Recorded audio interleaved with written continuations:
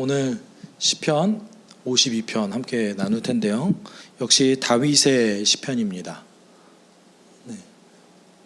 여러분 2023년 이제 벌써 시작한 것 같은 느낌이 잘 안 드는데 벌써 오늘이 4일이네요. 느낌이 그냥 동일하죠.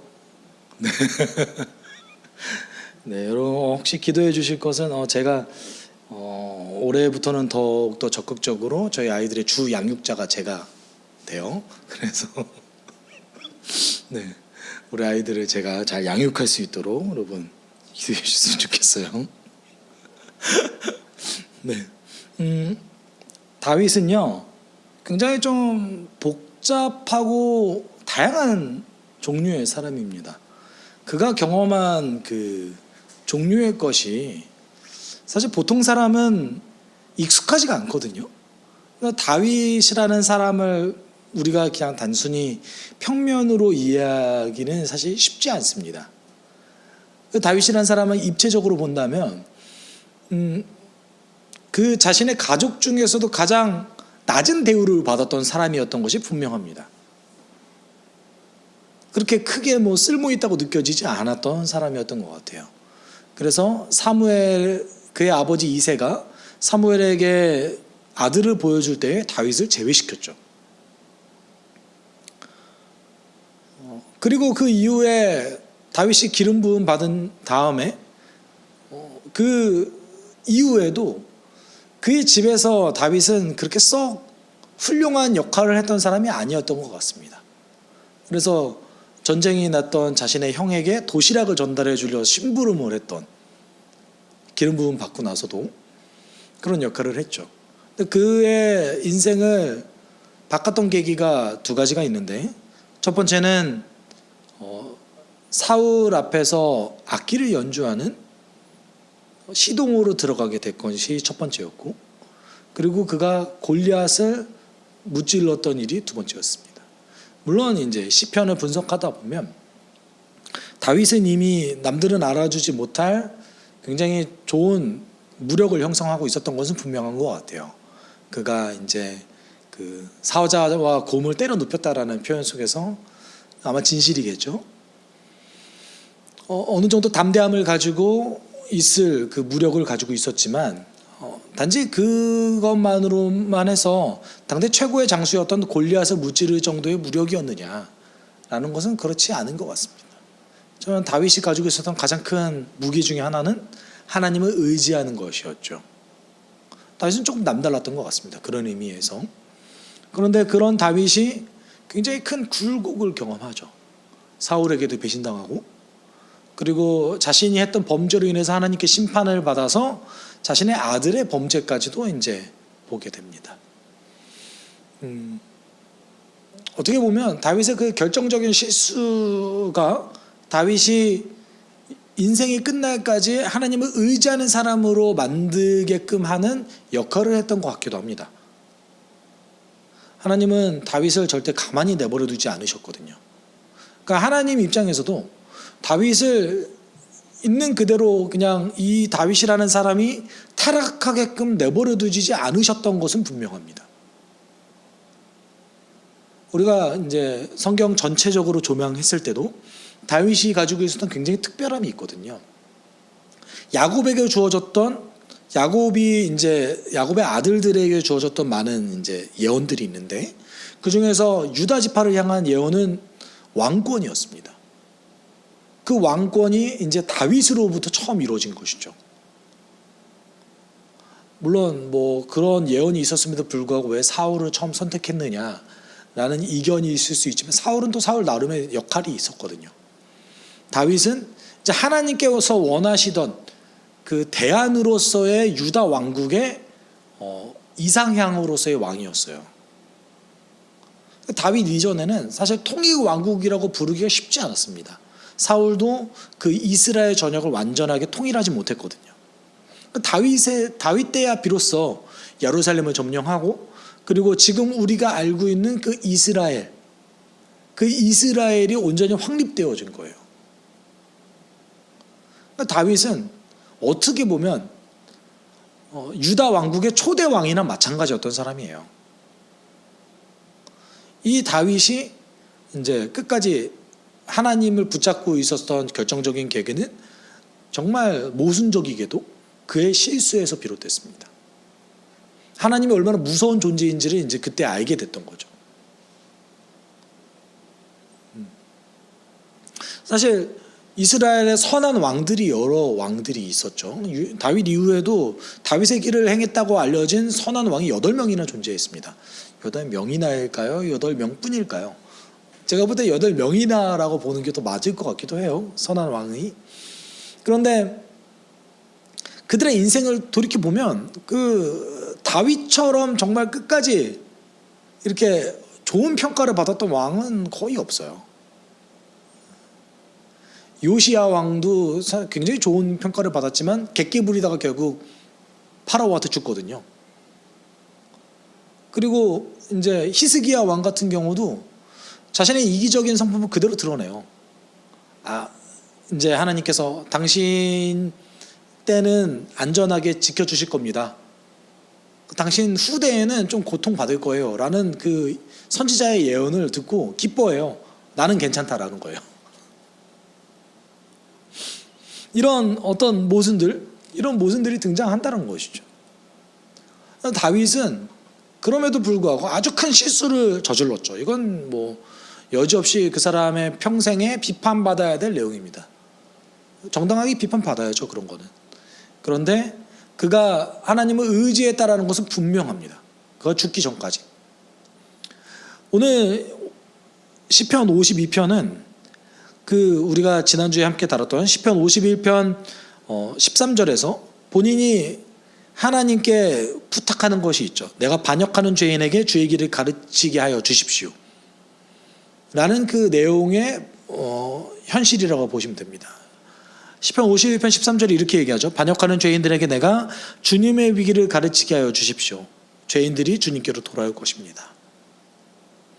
용서를 구하면서 하나님께서 저를 용서해 주셔야 될 이유는 저 같은 죄인도 하나님 받아주셨고 내가 죄인의 길이 잘못됐다는 것을 알려줌으로 해서 죄인들이 하나님께 돌아오게끔 저를 용서해 주십시오라고 이제 하나님을 설득하는 과정이었던 것이죠. 그리고 오늘 이 시편 52편은 이 죄인들을 향한 메시지와 의인들을 향한 메시지가 있습니다. 분명하게는 죄인들을 향한 메시지에 더 가깝습니다. 두 가지의 길을 얘기해요.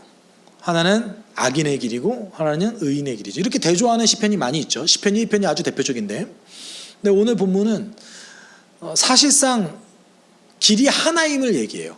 악인의 길은 길처럼 보이지만 사실 길이 아니고 탈선인 거죠.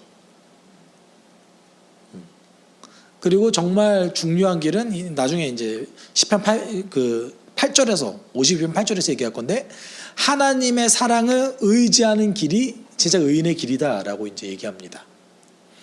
그러면서 이제 처음에 1절부터 4절까지 악인의 길이 어떤지를 얘기하죠. 근데 여러분 굉장히 특이하게도 오늘 본문은 배경이 나와져 있어요. 원래 보통 시편에는 배경이 많이 안 등장하거든요. 근데 아주 구체적인 배경이 등장했다라는 거예요. 지휘자를 따라 부르는 다윗의 미스길, 에돔 사람 도액이 사울에게로 가서 다윗이 아비멜렉의 집에 와 있다고 알렸을 무렵 다윗이 지은 시라고 얘기합니다. 혹시 여러분 이 배경이 기억나십니까? 다윗이 사울을 피해서 도망가는 과정이었어요. 그런데 이제 도망가던 도중에 제사장 아히멜렉의 집에 도망치게 됩니다. 그리고 그곳에서 다윗이 간절히 빌어요. 먹을 것 좀 주세요. 근데 원래는 다윗이 먹으면 안 되는 음식인데, 다윗과 다윗의 사람들이 먹으면 안 되는 제사에 쓰이는 음식, 아주 거룩한 음식으로 구별된 거였는데 그것을 아히멜렉이 이제 예외적으로 주게 돼요. 이때 아히멜렉은 다윗이 사울에게서 도망하고 있다는 사실을 몰랐습니다. 아히멜렉은 다윗을 아주 철저하게 믿고 있었어요. 그래서 다윗에게 떡을 주고 그 다음에 다윗에게 골리앗이 들고 있었던 칼을 이제 주게 됩니다. 근데 다윗이 이곳에서 이제 아이템을 얻는 거죠. 마치 서사로 따지면 이곳에서 음식도 얻고 자신의 이제 무기를 얻는 거죠. 그리고 이제 다른 곳으로 아둘람 굴이라는 곳으로 도망갑니다. 근데 그곳에 있을 때에 다윗의 소문을 이제 계속 찾고 있었던, 다윗이 어디 갔는지를 찾고 있었던 사울이 자신의 신하였던 에돔 사람 그 도액으로 인해서 다윗이 어디로 도망갔는지를 알게 돼요. 그리고 아히멜렉의 집에 가서 아히멜렉과 아히멜렉의 가족, 심지어 아히멜렉의 그 가족이 살고 있는 그 레위 사람이 머무는 그 도성까지도 싹 다 죽여버립니다. 남녀노소 가축을 포함해서 전부 다 멸살하게 돼요. 이때 죽었던 그 아히멜렉의 가족만 85명으로 기억되어 있고요. 그 도성에서는 얼마나 죽었는지를 몰라요. 그리고 그 아히멜렉의 그 가족을 직접 죽였던 사람이 에돔 사람 도액입니다. 네. 이때 그 한 명이 도망쳐요. 아비아달이라는 제사장이 이 아히멜렉의 집에서 다 죽고 있을 때 가까스로 살아남아서 다윗에게 이 소식을 전합니다. 아마도 이제 오늘 이 성경의 편집자는 이 배경을 얘기하고 있는 것 같아요. 이 배경 속에서 본다면 이 악인이 누구를 뜻하겠어요? 사울일 가능성이 좀 높죠. 이 배경만 놓고 보면. 그리고 의인은 본인 자신을 얘기할 가능성이 높습니다. 또는 죽임당한 이 아히멜렉의 가족일 수도 있죠. 아히멜렉의 가족이 사울에게 따지거든. 아히멜렉이 사울에게 따져요. 사울이 너 왜 다윗을 도와줬어? 이랬더니 아히멜렉이 아니 다윗 같은 사람을 안 도와주면 누굴 도와줘요? 이렇게 얘기하거든요. 근데 그 말을 듣고 사울이 아히멜렉을 죽여요. 아히멜렉은 끝까지 이제 자신의 위기 속에서도 다윗에 대한 신뢰를 드러냈죠, 사실은. 그리고 다윗은 정말 신실한 사람이고 이런 사람을 돕지 않으면 누굴 도와야 되느냐 라면서 오히려 사울에게 따지게 됩니다. 이걸 전부 다 들었던 다윗이 뭐라고 얘기하냐면 내 책임이라고 얘기해요. 이건 내 책임이구나. 그러면서 어떤 아비아달 제사장에 대한 조금 이제 빚을 스스로 갖게 되죠. 근데 이 과정을 통해서 다윗에게 있었던 중요한 사실이 하나 등장하는데, 다윗이 이 과정을 통해서 다윗에게 세 종류의 사람이 다 모여요. 하나님께 기름 부음 받은 종류의 세 종류의 사람이 다윗의 무리 가운데 다 모이게 됩니다. 그래서 선지자 갓과 그리고 기름 부음 받은 왕 다윗과 그리고 이 제사장 아비아달이 함께 모이게 되는 것이죠. 이게 좀 상징적인 의미가 있습니다. 근데 그 과정을 통해서 오늘 이 시편이 나왔다고 그래요. 그래서 제가 볼 때는 편집자의 의도를 따라간다면 사울을 악인으로 놓고 보는 것이 좀 더 정당한 것 같습니다. 네, 그리고 사울과 같은 종류의 사람들이 이런 사람이다 라고 보는 것이 좀 정당한 것 같아요. 그래서 악인의 길에 대해서 이렇게 얘기하는데 1절에 이렇게 얘기해요. 오 용사여, 너는 어찌하여 악한 일을 자랑하느냐? 너는 어찌하여 경건한 사람에게 저지른 악한 일을 쉼없이 자랑하느냐? 여기서 얘기하는 그 용사는 좀 더 직역하면, 좀 더 정확하게 번역하면 힘이 강한 자예요. 힘이 강한 자. 오 힘이 강한 자여, 너는 어찌하여 악한 일을 자랑하느냐? 이런 얘기인 것이죠. 근데 여기서 우리가 유의 깊게 봐야 될 것은, 여러분 자랑하는 것, 그 다음 자랑하는 것, 본인이 했던 행위를 정당하다고 입으로 떠들고 다니는 것을 의미하는 것이죠. 그래서 오늘 1절부터 4절까지의 내용이 그 세력이 강한 자 또는 강한 힘을 가진 사람들의 말과 관련되어져 있습니다.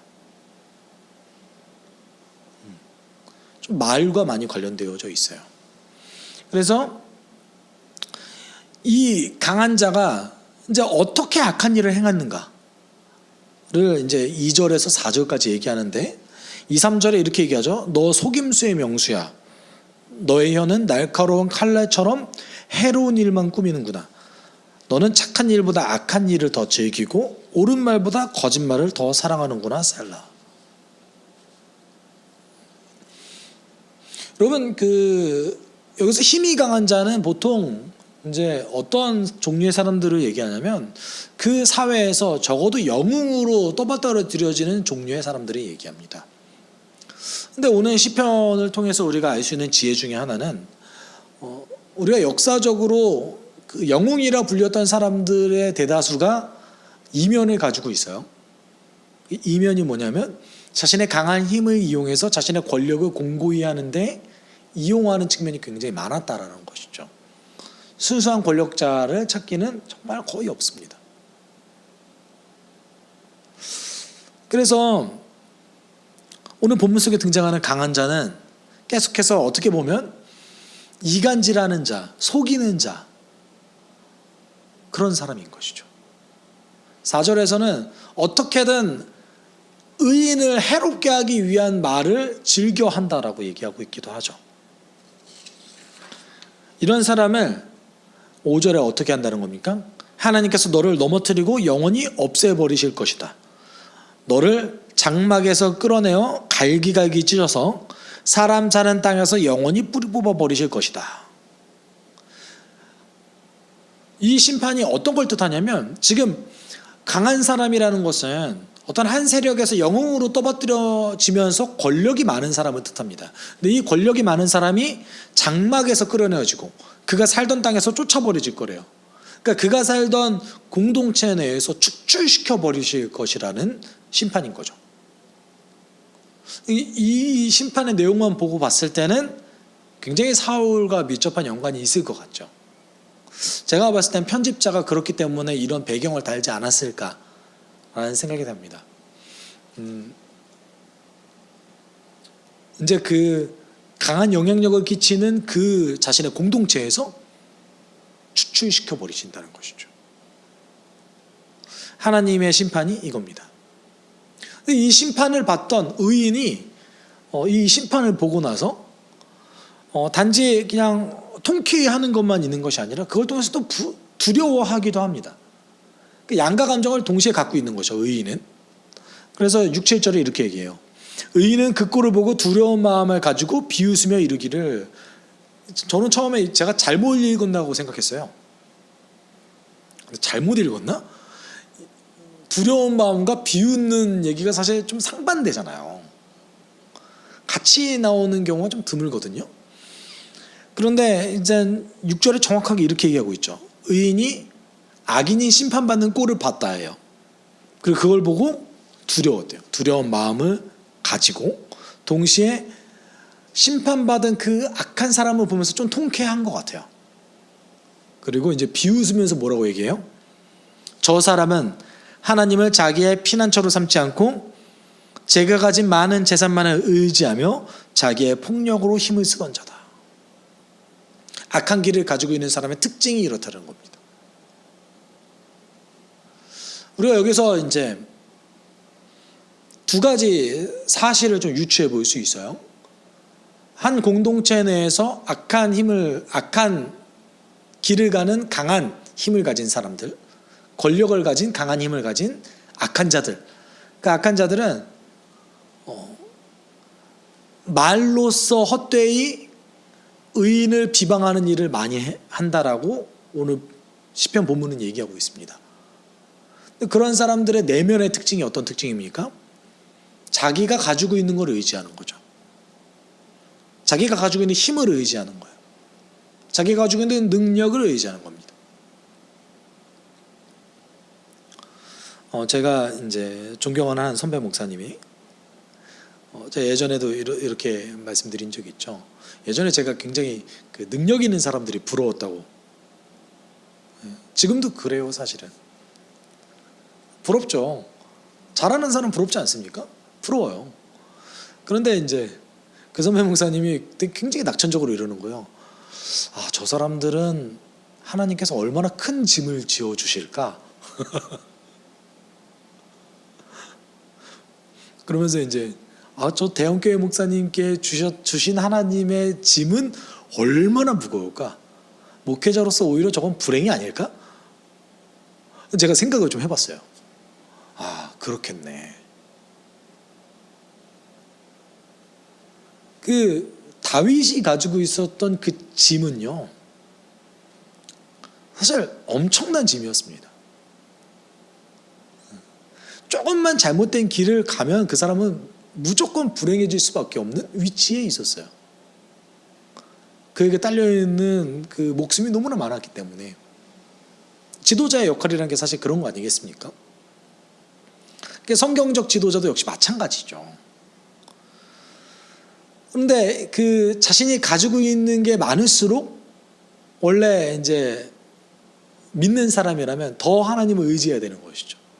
이거 하나님께서 주신 거니까. 그런데 악한 길을 가는 사람의 특징이 무엇입니까? 내가 잘했어요. 내가 잘했어. 나 때문이야. 아, 내 덕에 이런 일이 일어났어. 네. 제가 그 묵상하면서 굉장히 감사했던 일은 제 덕에 일이 일어난 게 별로 없어서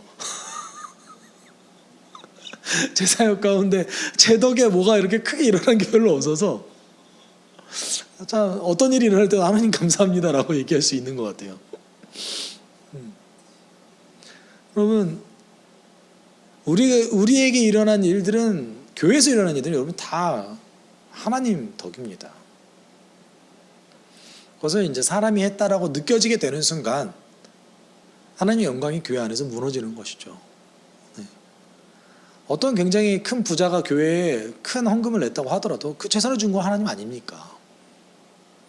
어찌 그것이 그 사람의 성과이겠습니까? 그리스도인, 의인의 길을 가진 사람들은 모든 성과와 하나님께 영광을 돌리는 것이죠. 그렇지만 악인은 내가 했다 자랑하는 자들이에요. 우리가 했다 자랑하는 자들이에요. 네. 교회는 언제나 하나님을 자랑해야 됩니다. 물론 욕심이 많이 나죠. 얼마나 자랑하고 싶습니까? 하지만 하나님은 악인의 길과 의인의 길을 이렇게 평가하신다는 것이죠. 자신의 것을 자랑하면 악인의 길, 하나님을 자랑하면 그것이 의인의 길인 것이죠. 더 분명하게 의인의 길을 8절에서 정확하게 이제 진단하고 정의하는데, 8절을 같이 읽어볼까요? 시작. 그러나 나는 하나님의 집에서 자라는 푸른 잎이 무성한 올리브 나무처럼 언제나 하나님의 한결같은 사랑만을 의지하련다. 의인의 길을 가는 사람들의 특징이 무엇입니까? 하나님의 한결같은 사랑만을 의지하는 자들인 것이죠. 앞에 이제 묘사를 하나 했죠. 어떤 나무처럼? 하나님의 집에서 자라는 푸른 잎이 무성한 올리브 나무처럼. 올리브 나무는 이제 과거 번역으로는 감람나무죠.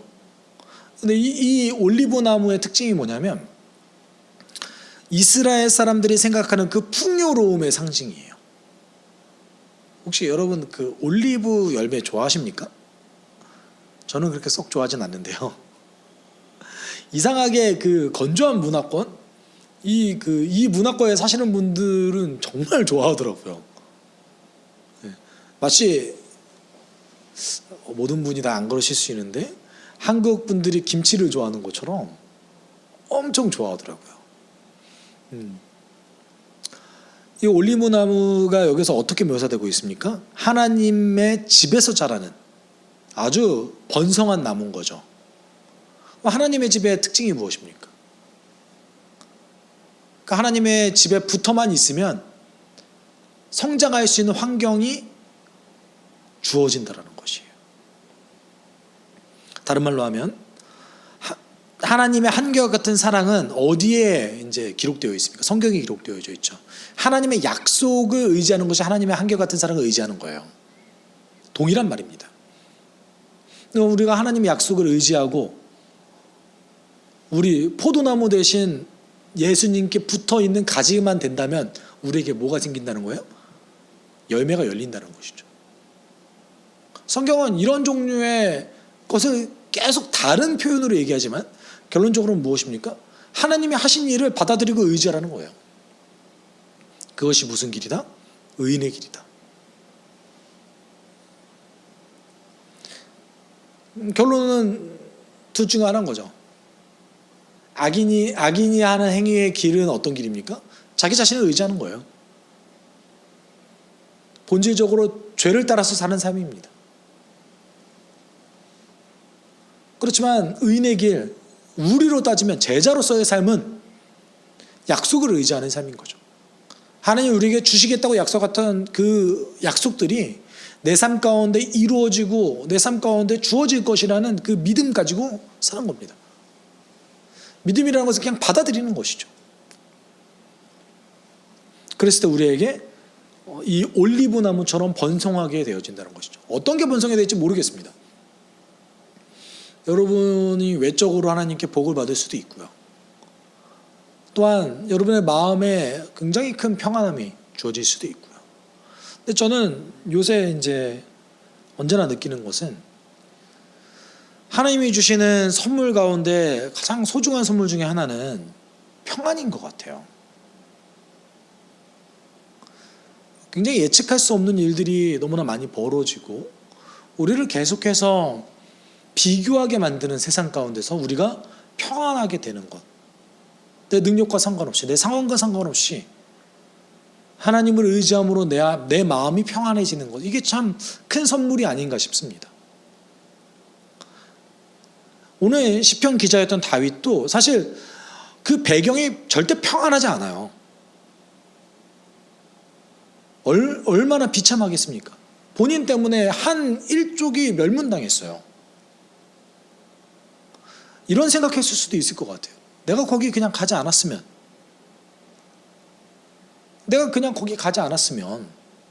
그런 일이 안 벌어졌을 텐데, 저였으면 그런 생각을 했을 것 같습니다. 그래서 다윗도 본인의 책임이라고 얘기를 하죠. 근데 그런 상황 속에서도 다윗이 이런 시편을 쓴다는 것입니다.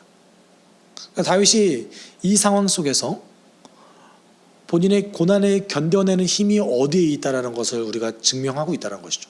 하나님의 약속을 기억하고 그것을 통해서 자신의 고난을 견디고 있다는 것을 시편을 통해서 증명하고 있는 겁니다. 그리고 그렇기 때문에 9절에 이렇게 고백하죠. 함께 읽을까요? 주님께서 하신 일을 생각하며 주님을 영원히 찬양하렵니다. 주님을 믿는 성도들 앞에서 선하신 주님의 이름을 우러러 기리렵니다. 지금 다윗이 이런 노래를 부를 수 있는 상황인가요? 제 생각엔 그렇지 않아요. 다윗이 하나님의 약속을 의지하고 있다라고 얘기할 수 있는 상황인가요? 제 생각에는 그러지 않을 것 같은데요. 전혀 그런 상황이 아닙니다. 어떻게 보면 슬픔의 애가를 불러야 되고, 어떻게 보면 굉장히 마음이 어렵고 고통 가운데 있어야 되는 상황이었습니다. 근데 다윗은 이때 오히려 더 하나님의 약속을 신뢰합니다. 여러분, 제가 볼 때 다윗의 인생 가운데 가장 아름다웠던 시기는 그가 왕이 되기 전의 시기 아니었을까요? 저는 가끔 그렇게 느껴져요. 얼마나 아름다웠는지요. 다시 다윗을 그렇게 힘들게 하고 고난을 줬던 사울 왕을 2번이나 죽이지 않고, 하나님께서 선택하신 왕은 하나님께서 심판하실 것이라는 믿음 가지고 그 자리를 피하지 않습니까? 어떻게 하면 그렇게 될 수 있었을까요? 저는 다윗이 본인을 왕으로 선택하셨던 그 하나님의 사랑을, 10대에 그 부름받았던 그 부르심의 그 사랑을 끝까지 잘 기억하고 의지하지 않았을까 싶습니다. 물론 다윗도 모든 율법을 다 기억하고 있지 않았고 때때로는 실수를 저지르기도 했습니다. 그렇지만 그가 고난 가운데서 아름다울 수 있었던 이유는 그가 하나님이 하신 약속을 신뢰했기 때문입니다. 여러분, 우리도 그랬으면 좋겠습니다. 사실은 우리는 지금 이 순간에 더 큰 영적 전투에 쌓여 있습니다. 다윗이 유혹에 넘어갔죠. 그의 고난 가운데 넘어가지 않았고요. 우리 삶 가운데 고난이 있을 때 더 하나님을 의지하는 것 같습니다. 특히 현대를 살아가는 우리들에게 있어서. 그런데 그만큼 우리는 유혹에 취약합니다. 그리고 피곤한 삶을 살아가고 있죠. 현대인의 삶은. 우리가 기도할 때 하나님, 우리를 유혹하는 수많은 매체와 미디어, 나의 마음을 힘들게 하는 수많은 것들 속에서 내 마음을 지키고 하나님의 약속을 신뢰할 수 있는 제가 될 수 있게 주님 도와주십시오. 한 주의 삶이 3일 남았습니다. 주일이 되기 전까지 하나님, 주님의 그 사랑을 더 의지하고 그거로 인해서 평안과 기쁨을 누리게 날 도와주십시오. 우리가 그것을 놓고 함께 기도하도록 하겠습니다. 사랑 많으신 하나님,